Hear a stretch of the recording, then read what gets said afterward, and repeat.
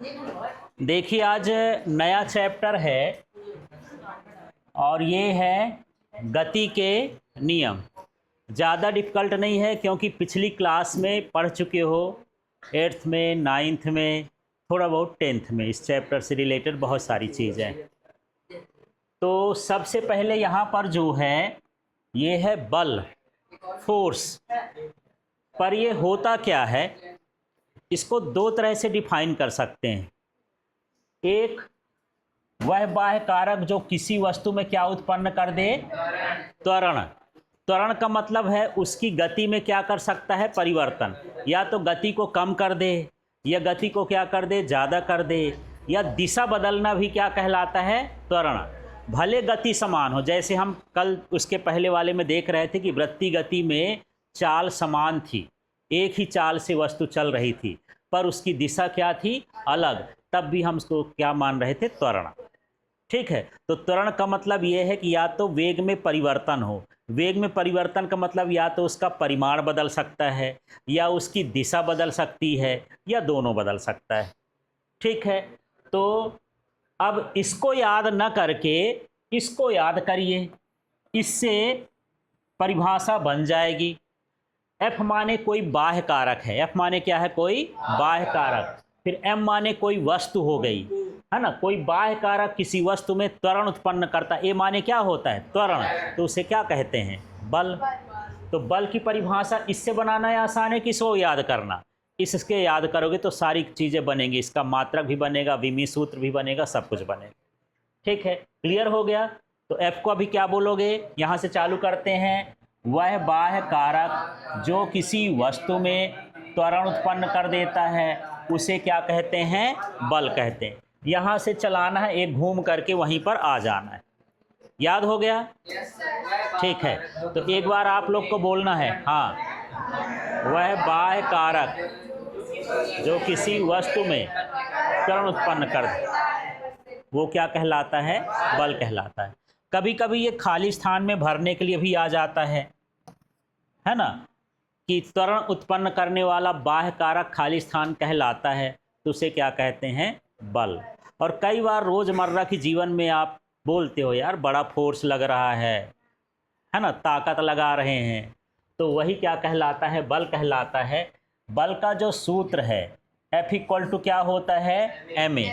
F का मतलब क्या है, बल, फोर्स। m का मतलब क्या है, द्रव्यमान माने मास। a का मतलब क्या है, त्वरण, एक्सेलरेशन। ठीक। कुछ चीज़ें और समझते हैं, बल क्या क्या कर सकता है। तो देखिए, बल स्थिर वस्तु में गति उत्पन्न कर सकता है। ठीक है।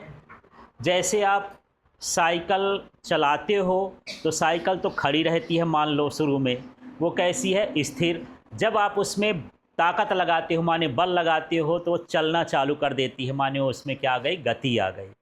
इसके अलावा जब हम मोटरसाइकिल की बात करते हैं तो हम इंजन चालू करते हैं, उसमें हम बल नहीं लगा रहे हैं, पर कौन बल लगा रहा है, इंजन। तो उसके कारण वो क्या हो रहा है, आगे चल रहा है। तो इस तरह से यदि कोई वस्तु स्थिर है तो बल के कारण उसमें क्या हो सकता है, गति उत्पन्न हो सकती है। ठीक है। अब देखो, बल गतिशील वस्तु को रोक भी सकता है ना। आप क्या करते हो, चलती वस्तु में ब्रेक लगाते हो। ब्रेक लगाने का मतलब बल लगाते हो। जब बल लगाते हो तो वस्तु क्या हो जाती है, रुक जाती है। या कभी जो लोग क्रिकेट खेलते होगे तो वो देखते होगे कि किसी ने गेंद मारा, बैट्समैन ने, और आप फील्डर हो, आपके पास आएगी तो आप उसको रोकते हो, पकड़ते हो। तो कैसे पकड़ते हो, आप उसमें क्या लगाते हो, बल। तो इसका मतलब यही है कि गतिशील वस्तु है, चलती हुई वस्तु है, तो उसको हम क्या कर सकते हैं, बल लगा के रोक भी सकते हैं। उसकी अवस्था में परिवर्तन कर सकते हैं। अवस्था का मतलब यही है कि वो गतिशील है तो हम उसको स्थिर कर सकते हैं, स्थिर है तो क्या कर सकते हैं, गतिशील कर सकते हैं। दिशा की बात करते हैं। यदि रास्ता में आप चलते हो किसी रास्ते में, तो रास्ते हमेशा सीधा तो नहीं रहते। आप हैंडल पकड़े हो या कार चला रहे हो तो स्टीयरिंग पकड़े हो या कोई भी, तो आप ऐसा क्या करते हो, उसको मोड़ते हो। माने मोड़ने के लिए भी मुझे किसकी जरूरत पड़ती है, बल की। तो बल दिशा भी क्या कर सकता है, परिवर्तन कर सकता है। वो किसी वस्तु की आकृति और आकार को बदल सकता है। मैं बोल रहा हूँ, मेरा मुंह कहीं ऊपर जा रहा है, कहीं नीचे, गाल कहीं पचक रहा है, कहीं फैल रहा है, ये क्या हो रहा है? बल लग रहा है। माने ये आकार और आकृति को क्या कर रहा है? बदल रहा है। अभी अब देख लो, ये यही है, यदि मैं इसमें बल लगाऊं तो देखो ये दब गया, माने इसका आकार क्या हो गया? चेंज हो गया। और हथौड़ा से मार दूं तो पूरा चेंज हो जाएगा। तो उसका क्या है? बल है, जो आकृति और आकार में क्या कर दे? परिवर्तन कर दे। वो क्या करता है? बल कहलाता है। क्लियर हो गया इतना? तो देखो बल क्या क्या कर सकता है। सबसे पहले यदि हम साधारण भाषा में कहें तो बल क्या उत्पन्न करता है? त्वरण, है ना? हाँ, वो भी ठीक है, पर मूल रूप से क्या उत्पन्न करता है? त्वरण। फिर क्या कर सकता है? स्थिर वस्तु को गतिशील कर सकता है, गतिशील वस्तु को स्थिर कर सकता है, दिशा, हाँ, गति में परिवर्तन कर सकता है, दिशा को क्या कर सकता है? बदल सकता है, किसी का आकार और आकृति में भी क्या कर सकता है? परिवर्तन कर सकता है। अभी देखो यहाँ कहीं एक्सीडेंट हो जाता है तो कार ट्रक जैसी हो तो उसका सारा रंग रूप क्या हो जाता है? बिगड़ जाता है। किसके कारण बिगड़ा? बल के कारण। इतना जोरदार बल लगा कि वो सारा उसका आकार आकृति क्या हो गया? बदल गया। ठीक है। अभी यहाँ पर देखो, कभी स्क्वैट करके बैठे हो, माने पलथी मार के बैठे हो, कोई दूसरे तरह से बैठे हो, सबके बैठने का तरीका अलग अलग है। ये किस हिसाब से हो रहा है ना? मुर्दा आदमी तो नहीं कर लेता। आप क्या लगाते हो? बैठने के लिए भी क्या लगा रहे हो? बल लगा रहे हो। ठीक है। तो कुल मिला के बल से हम आकृति, आकार, दिशा, गति, है ना, हर चीज को क्या कर सकते हैं? बदल सकते हैं। ठीक है। अब ये है कि क्या बल इंसान ही लगाता है और कोई बल नहीं लगा सकता है? ये पंखा चल रहा है, आपके सिर में कुछ बाल हैं, थोड़ी हिलडुल रहे हैं, है ना? तो ये हवा भी क्या लगाती है? बल लगाती है। बाहर जाओगे तो पेड़ पौधों के पत्ते हिलते हुए दिखाई देते हैं। कौन बल लगा रहा है? हवा बल लगा रही है। पानी गिरते समय जो है पट पट की आवाज़ आती है, या मिट्टी गड्ढा हो जाता है, वो बाहर मिट्टी को फेंक देती है, वो भी क्या लगाती है? बल लगाता है। ठीक। एक चुंबक को लोहे के पास ले जाओ तो चुंबक उसको क्या कर लेता है? अपनी ओर खींच लेता है यार, वो भी क्या लगाता है? बल। यदि आप कार, बस, ट्रक, ट्रेन, एरोप्लेन किसी में भी चढ़ते हो, आप बल नहीं लगाते हो, उसके अंदर जो इंजन होता है वो बल लगाता है। इंजन को चलने के लिए पेट्रोल, डीजल, केरोसिन जो भी चीज़ें लगती हैं वो बल लगा रहा है ना? तो बल के लिए क्या जरूरी है कि इंसान ही लगाए? क्या जरूरी है कि सजीव वस्तुएं ही लगाएं? हवा निर्जीव है, पानी निर्जीव है ना? बर्फ ऊपर से गिरता है, वो भी आपके ऊपर बल लगा देता है, वो भी कैसा है? निर्जीव। इसमें निर्जीव सजीव का कोई लेना देना नहीं, और इंसान जानवर का भी कोई लेना देना नहीं। कोई भी अणु, परमाणु, छोटा से छोटा कण भी एक दूसरे पर बल लगा सकता है। ठीक है। अच्छा, अब दूसरा क्वेश्चन ये है कि क्या बल छू के ही लगाया जा सकता है? जैसे इस मोबाइल को हटाना है तो मैं सोच रहा हूं कि इस मोबाइल को मैं छूंगा तभी हटेगा, तो हाँ, तो आखिर मुझे तो छूना पड़ रहा है, स्टैंड को छूना पड़ रहा है। क्या एक ही तरीका है कि बल तभी लगेगा जब हम वस्तु को छुएंगे? वस्तु को बिना छुए भी बल लग सकता है। देखो, कई बार हॉरर फिल्में आप देखते हो तो जब किसी को डराते हैं तो मान लो एक यहाँ पर कोई चेयर लगी हुई है, ये छत के ऊपर है। ये कहाँ है? छत के ऊपर। अब फिल्मों में क्या दिखाते हैं? इसमें सबसे पहले लोहा लगा देते हैं। इसमें क्या लगा है? लोहा। छत के नीचे से एक बलशाली चुंबक लगाते हैं। अब यहाँ से चुंबक को इधर उधर क्या करते हैं? खींचते हैं। इधर उधर क्या करते हैं? खींचते हैं। कुर्सी भी इधर उधर खींचती है। क्या चुंबक और ये कुर्सी आपस में चिपके हुए हैं क्या? इसके बीच में तो छत है, फिर भी इसमें क्या लगता है? बल। थोड़ा सा देख लेते हैं, ऐसे ही छोटी चीजें होंगी इसमें, ज्यादा तो नहीं है, पर कागज ही मिला तो उसी को देख लेते हैं। हाँ हाँ,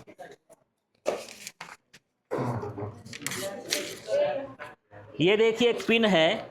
इस पिन को मैं ऐसे छोड़ूंगा तो गिर जाएगी, लेकिन इसको थोड़ा सा मैं इधर, ये इसके पीछे चुंबक है, ये लगा हुआ है। क्या ये चुंबक और ये छुआ हुआ है क्या? इसके बीच में क्या है? कागज है। इसको मैं खींच रहा हूं तो चल भी रही है ना। माने यही है कि बल लगाने के लिए जरूरी नहीं होता कि उस वस्तु को छुएं, बिना छुए भी वस्तु में बल लग सकता है। ठीक है ना। अब आप देखो कैसे बल लगता है।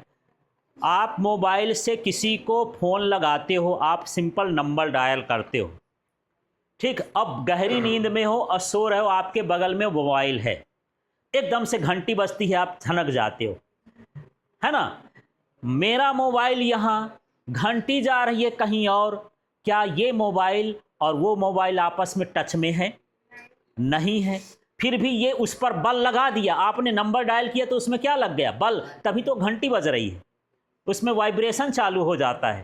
क्या किसी वस्तु में छूकर ही बल लगा सकते हैं? जरूरी नहीं, बिना छुए भी उसमें क्या लग सकता है? बल लग सकता है। समझ में आ गया इतना? ठीक है, चलिए बल की कुछ बातें और देखते हैं। तो देखो, अब ये जो मैं पॉइंट बोल रहा तो उसको समझो। बल किसी वस्तु के भौतिक संपर्क में हो भी सकता है और नहीं भी हो सकता है ना। जो तरंगें होती हैं उनके लिए भौतिक संपर्क की जरूरत नहीं होती। मैं अभी बोल रहा हूं, क्या मेरा मुंह आपके कान में घुस रहा है? नहीं घुस रहा है। पर मेरे मुंह से निकलने वाली तरंगें आपके पर्दे में जो 3 हड्डियां होती हैं, इंकस स्टेप्स और, है ना, वो छोटी छोटी हड्डियां होती, वहां जाके घंटी जैसे बनाती, वाइब्रेशन बनाती। उस वाइब्रेशन से जाकर के ब्रेन आप मेरी आवाज़ को क्या करता है? पढ़ता है। क्या मैं आपके कान को छू रहा हूं? क्या मैं आपके पर्दे में जाके टनटना रहा हूं? नहीं, बिना छुए ही ये बल लग रहा है। और आपके अंदर का जो इस हड्डियां होती हैं कान के अंदर, कॉकलिया के पास, वो आवाज़ को कैच कर रही, उनमें बल लग रहा, उनमें वाइब्रेशन प्रोड्यूस हो रहा है। ठीक है। कई बार देखते होगे, सांप को देखो, बीन बजाओ तो वो नाचने लगता है। कान नहीं होते, सुनाई नहीं देता, पर उसकी वाइब्रेशन की कैप्चिंग पावर बहुत ज़्यादा होती है। यदि कहीं पर वाइब्रेशन भी हो रहा है, उसको सेंस कर सकता है। जब बीन बजाते हैं तो उससे वातावरण में वाइब्रेशन उत्पन्न होता है, उस वाइब्रेशन को महसूस करता है, इसलिए निकलता है। और जहाँ जहाँ बीन जाएगी, बीन के आगे आगे वो क्या करता है? नाचने की कोशिश करता है। तो बीन ने वाइब्रेशन दिया, उसके शरीर को बल लगा और फिर वो बाहर निकल आया। क्या बीन उसको छूने गई? नहीं गई। ठीक है। तो यही मैं बता रहा हूं कि बल लगाने के लिए भौतिक संपर्क हो भी सकता है और नहीं भी हो सकता है। बल का मान बहुत कम भी हो सकता है और बहुत अधिक भी हो सकता है। आपको पता ही न चलेगा कि आपको ये हवा थप्पड़ मार रही है, पर आपको लग नहीं रहा है।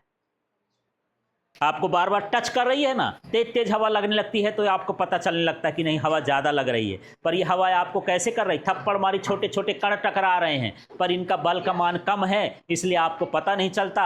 अभी हाथ का थप्पड़ होता तो अच्छे से पता चल जाता। ठीक है, ऐसे होता है। तो बल का मान कम भी हो सकता है और बल का मान अधिक भी हो सकता है। अब कोई सोचे कि एक ठो बाल उखाड़ के मार दिया, सर जी नहीं लगा, क्या उसके पास बल नहीं रहा होगा? है, उसके अंदर भी बल है, पर उस बल का मान क्या है? कम। हाँ, कम है, मिनिमम है। ठीक है। तो ये सारी चीजें क्लियर हो गई। अब बल के बारे में थोड़ा उदाहरण और सोच सकते हो, अपनी मर्जी से कुछ भी उदाहरण दे सकते हो। इस संसार में जितना भी हिलता डुलता चलता फिरता सामान आपको दिखता है, सब किसके प्रभाव से है? बल के प्रभाव से। यदि आप जो बॉल है उसको किक मारते हैं तो बॉल लुढ़कती है, इसलिए क्योंकि आपने उसको मारा। मारा माने क्या लगाया? बल, और इसलिए लुढ़क गई। ठीक है। ब्रेक मारते हो तो साइकिल क्या हो जाती है? रुक जाती है। तो ब्रेक अपने आप नहीं मारा रह जाता है, आप उसके ब्रेक मारना पड़ता, दबाते हैं उसके ब्रेक के हैंडल। ठीक है। हैंडल से क्या होता है? साइकिल का हैंडल है, उससे क्या करते हो? दिशा बदलते हो। बॉल को यदि आपने दबा दिया तो उसका आकार बदल जाता है ना, वो सिकुड़ जाती है। और यदि बॉल को आपने सीधे छोड़ दिया तो वो कहाँ चली जाती है, नीचे। चुंबक लोहे को क्या कर सकता है, आकर्षित कर सकता है। चुंबक की यदि समान ध्रुव को लाओ तो वो चुंबक एक दूसरे से चिपकते नहीं हैं, दूर दूर रहते हैं, पर बल लगाते हैं। ठीक है, प्रतिकर्षण करते हैं। एक चुंबक यदि होगा तो थोड़ा सा मैं दिखाता हूँ आपको। प्रतिकर्षण का मतलब होता है दूर भागना, दूर जाना। थोड़ा सा आप इसको देख सकते हो, ये दोनों चुंबक मैं रख रहा हूँ। एक चुंबक ये है और ये देख लो, ये हवा में लटक गया यार। क्या चिपक रहा है? नहीं चिपक रहा है। ये देखो, ये दोनों चिपक नहीं रहे हैं। इनके बीच क्या हो रहा है, प्रतिकर्षण हो रहा है। क्या एक दूसरे को छू रहे हैं, पर बल लगा रहे हैं। वो भी बोलता है तुम मेरे पास मत आओ, वो भी बोलता है तुम मेरे पास मत आओ। दूर भागने की कोशिश करते हैं। इनके बीच में क्या होता है, ये इससे चिपक रहा है, इसको उल्टा कर दूंगा, ये भी लटक जाएगा। ये देखो, तीनों लटक गए। ठीक है, इनके बीच बल नहीं चिपकेगा, वो तो चिपकेगा ही नहीं। वो फिजिक्स को फेल नहीं कर सकता है। यदि चिपक गया तो चुंबके नहीं है ना। समान ध्रुवों के बीच क्या होता है, प्रतिकर्षण। इसके लिए हम मुझे ऐसा भेजना पड़ेगा, उल्टा करना पड़ेगा, तो चिपक जाएगा, ध्रुव ऐसे हो जाएंगे। इसमें भी बल लग रहा है, खींचने में भी, और चिपकने में भी बल लग रहा है, और दूर जाने में भी बल लग रहा है।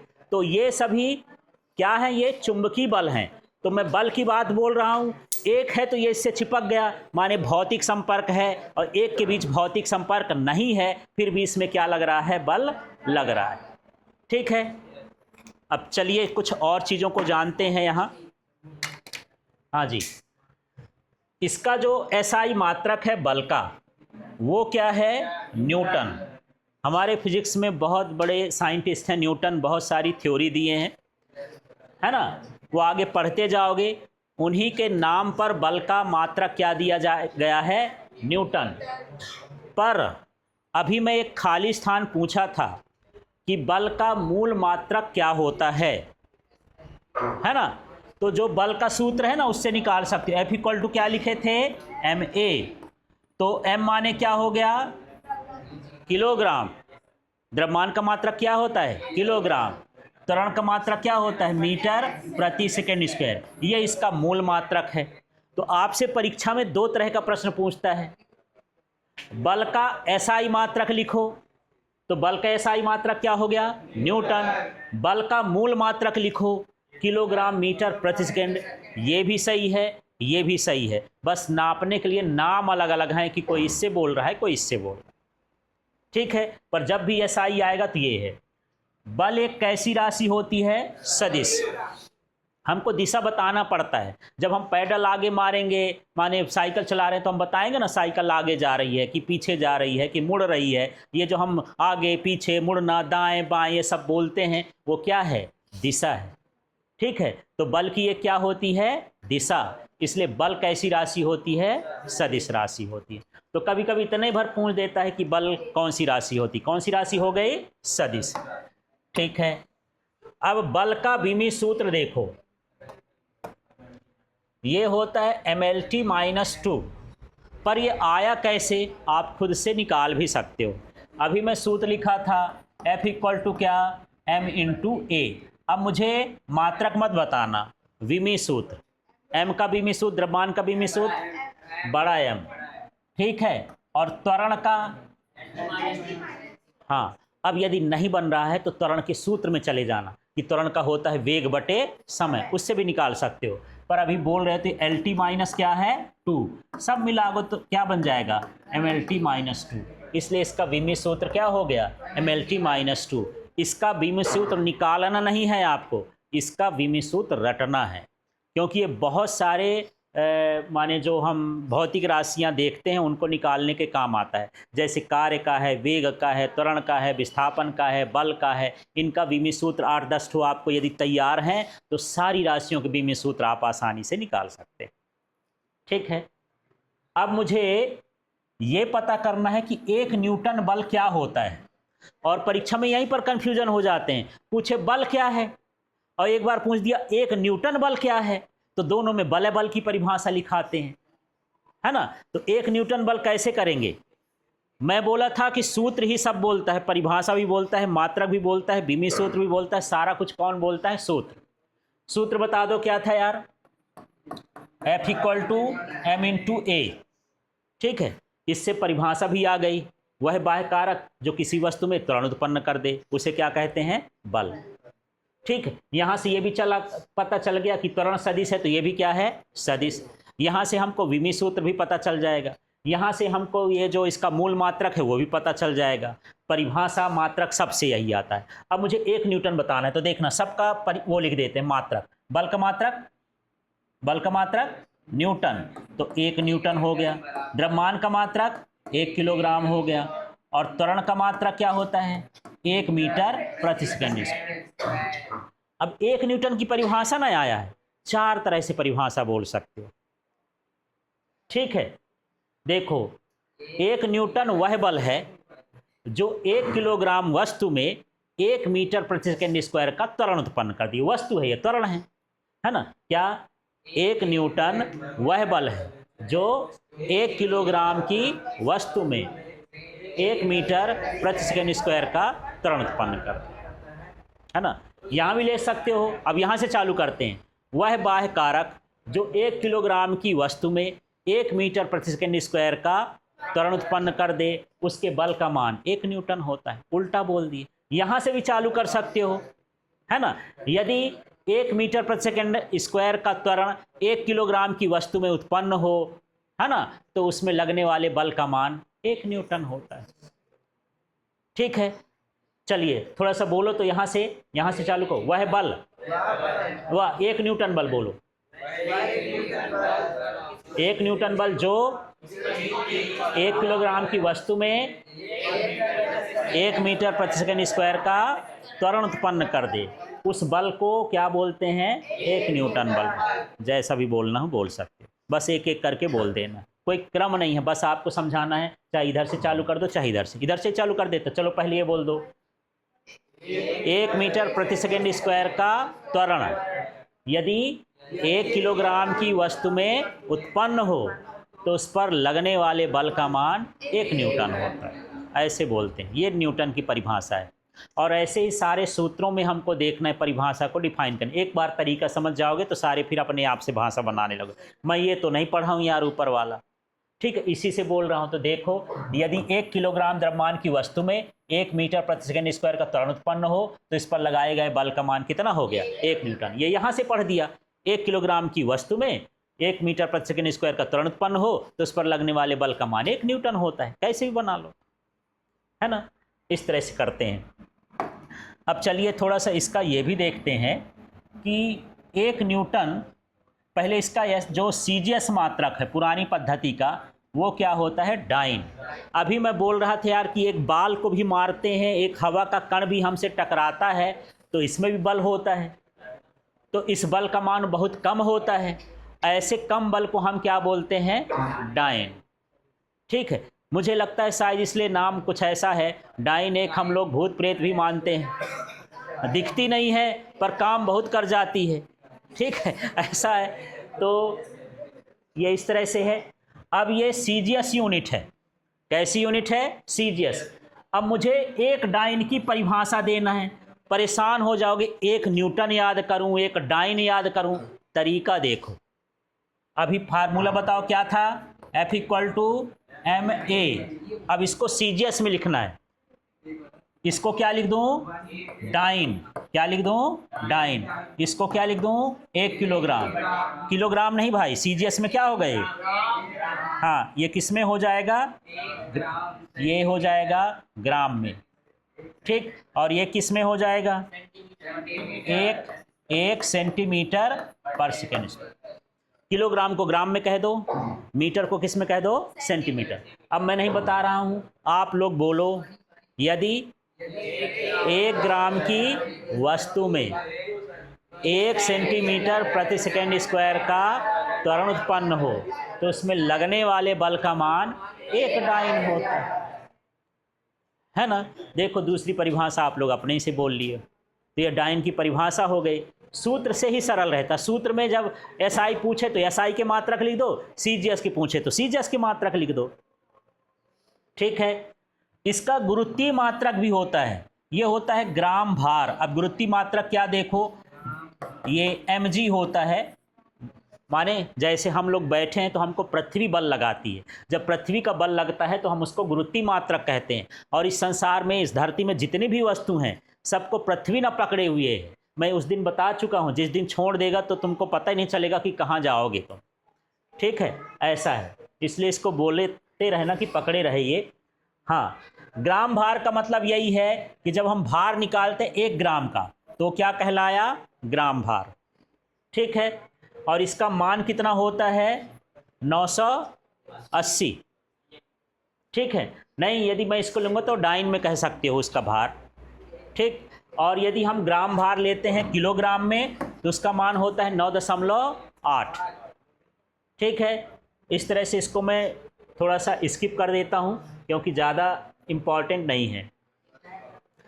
अब थोड़ा सा इसको देखना, अरस्तु भी बढ़िया साइंटिस्ट था, दार्शनिक भी था, है ना। विचारों को ऐसे रखता था कि कौन सी चीज़ें समाज में ज़रूरी है उसको हम एक्सेप्ट करें। क्यों, ढोंग में पड़े हुए हैं हम लोग, बहुत सारा हम ढोंग भी करते हैं ना, जहाँ ज़रूरत नहीं होती धर्म के पीछे क्या कर लेते हैं, ढोंग। उसको समझाया कि साइंस क्या होता है, ढोंग क्या होता है, धर्म क्या होता है, वो सब एक्सप्लेन किया। उसकी फिलॉसफी जब पढ़ोगे तब फिर आपको समझ में आएगा। पर अरस्तु ने ये सोचा कि यदि किसी वस्तु को चलाना है तो उसको बल लगाने की ज़रूरत पड़ती है, और ऐसे मैं सबसे बोल रहा हूँ तो सबको लगेगा सही है। भाई पंखा चल रहा है, यदि मैं लाइट बंद कर देता हूँ तो बंद हो जाता है, चलते क्यों नहीं रहता है, माने इसको चलाने के लिए भी क्या लगता है, बल। यदि गाड़ी का इंजन है, हाँ, उसको भी चालू कर दिए तो गाड़ी चलती है, और बंद कर दिए तो बंद हो जाती है। उसको भी चलाने के लिए क्या चाहिए, बल चाहिए। एक खिलौना वाली गाड़ी है, इसको धागे से खींचे, है ना, वो बढ़ रही है, छोड़ दिए तो चलना बंद हो गई। तो माने किसी वस्तु को गति में लाने के लिए बल की जरूरत होती है क्या,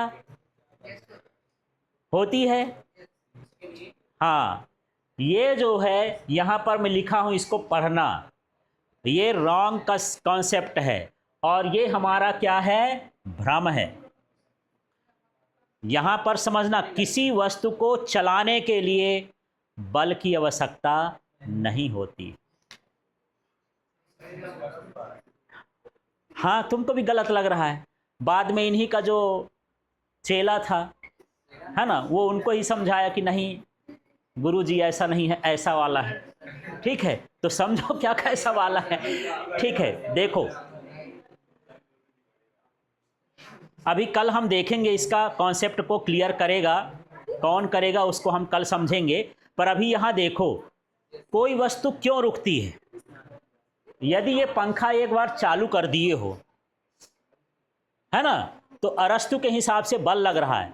लेकिन सोचो कि यदि यहाँ पर हवा न होती, इसके गुरुत्वाकर्षण का प्रभाव न होता, तो एक बार आप चला देते, लाइफ टाइम तक चलता ही रहता, कभी रुकता नहीं।